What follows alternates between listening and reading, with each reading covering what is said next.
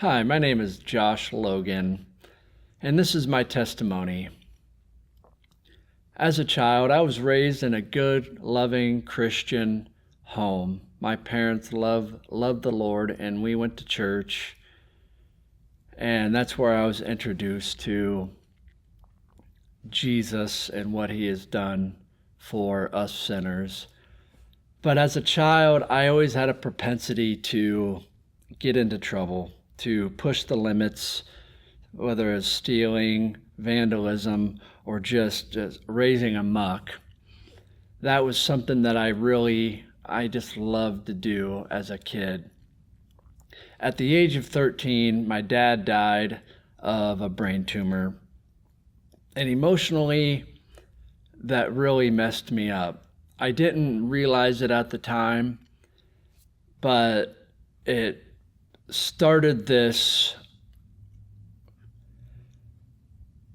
desire, this longing to have a father figure, a male role model in my life, which ultimately resulted in me picking people that were not good so that I could fit in, so that I could be in the cool crowd. And so I started using drugs, alcohol, started having sex. During my teenage years, though, I did give my heart to Christ. And I do know that I gave my heart to Christ because it was very real. But it didn't last for more than a year and a half, 2 years, because I never filled that emptiness. I never allowed the Father to fill that emptiness that was within me. And so I was still searching, and the thing that seemed to fill it was drugs and alcohol, which ended up leading into, after high school, getting into very hardcore drugs. I ended up in multiple treatment centers, ODing multiple times, and getting into a lot of trouble. And the last time I got into some real trouble, I was sentenced to long-term inpatient treatment, which I did, and I completed. And that was very good for me. Enough time to get away from the crap, to get involved in meetings, to get involved in my recovery, and to learn about myself, and to deal with the death of my dad. Shortly after I got out of treatment, I rededicated my heart to Christ. And during that time, I met who would now be my wife, Stephanie, and her beautiful son, David. And we got married and had a family. I was working at Hy-Vee at the time in Iowa, and I applied for a position as the bakery manager here in Springfield, Missouri, and I got it. So we moved the family from Burlington, Iowa to Springfield, and it became very apparent when we moved to Springfield that I was not doing the things that I needed to do that kept me clean in Burlington. I was not doing here, and so I started struggling. I started getting back into alcohol, weed, K2, pills, but not everything fell apart that quickly. I still had a job, I still had my wife, I still had my kids. And I remember thinking to myself, I got this licked. And that lie was the lie that not everything fell apart, because you hear stories of people that say, I used once and then everything fell apart, and that didn't happen to me. And that lie took deep hold in my brain.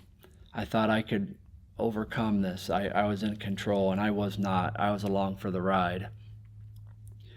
The turning point is when I upended my family with cheating, devastating my wife, devastating my kids, and she decided that it was going to be safer for her to take the kids and allow me to figure out whatever mess that I had created in my head and in life. And so I decided I was going to enter into Higher Ground Recovery Center. And that is also where I was introduced to High Life Church.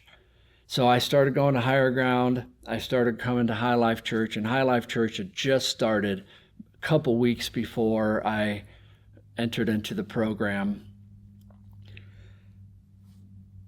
I realize now that the reason why I went into Higher Ground wasn't to get myself better. It was to win my wife back. And when it wasn't going as good as I had thought, that was where everything just fell apart. I had reservations. I had said, if I can't see my kids, then I'll have no other choice to use. And I hear people say that all the time. They always have one reason why they would go back to using. And they always do. And it doesn't even have to be that reason. They can fabricate that reason. But I digress. I graduated Higher Ground, and things were just not going the way that I had hoped with my wife. And I had used one of my reservations that I can't see my kids. My wife had recommended that I don't see them alone. She didn't say that I couldn't see them. I just couldn't see them alone because I kept popping pills. I kept falling asleep. I was not a safe person for my kids to be around at the moment. What I heard was, you can't see your kids. Thus sent me on into a huge spiral, and using meth and just going deep and deep quickly. And I was on that for about 4.5 months before everything just kind of came crashing down, and I thought there's no reason to live. And so I tried to commit suicide. And I remember saying to God right before, I can't do this, but if you have something for me, then keep me alive. And He did. I should not be here today, but by the grace of God. When I woke up in the hospital, it really was a wake-up call, but I still struggled. I decided that I was going to try to live out this Christian walk, to serve the Lord Jesus to the best of my ability, but my ability isn't good enough. It was never good enough. And so I struggled for another 1.5 months, getting into more trouble, until one day it was like a light bulb just hit, and I was like, I cannot do this anymore. I'd gotten an infection in my cheek, and it was getting worse, and I wanted to get it taken care of. And so I went to the emergency room, and there was nobody to go with me. I had blown every relationship. I had blown the trust of people that were close to me. And so I went to this emergency room alone, and I remember looking out into the waiting room, and every single person in that waiting room had a loved one with them.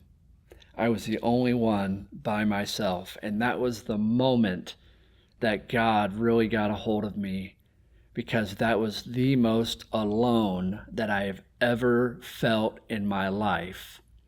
And that was the last day I used, July 15th, 2014. I wish I could say that I completely changed, but it was a long struggle. I had a lot of cleanup to do, and it was very difficult. I had thought that once I had gotten clean, my wife was going to just magically fall back in love with me. Oh, Josh, now we can be a family again. And that's not what had happened. I had caused a lot of hurt. I had caused a lot of destruction. I had damaged a very good relationship severely, and it wasn't going to be overnight that this was fixed. But I continued working on myself, and one thing that I had made a promise about, that I was not going to have any reservations when I got clean this time, no matter what, I would not use. A year and a half into my clean time, my wife was just tired. She's tired of my whining, complaining, because I had gotten clean, but I was still not a fun person to be around, at least for her. And she was tired. And she said, I would like for you to move out. And that was one of those devastating blows where my world just come crashing down, and I didn't know what to do. I called up a friend, called up Pastor Mike, and we talked. And during that time, God started opening doors, introducing me to people, introducing me to groups of people that could help, that could walk alongside me. So I had Pastor Mike, I had the church, I had my counselor, Reed, I had an AMG group, I had meetings, and I utilized all this stuff to grow myself as a better man. And through that, when I started focusing on myself, not on everything else and not on everybody else, my wife fell back in love with me, not because of anything that I did, but because of what I allowed Jesus to do through me.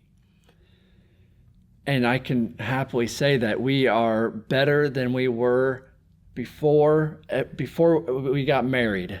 Our relationship is so much better, and it's by the grace of God, and it is by the work that I have done, and by the work that God has done in my wife and in me.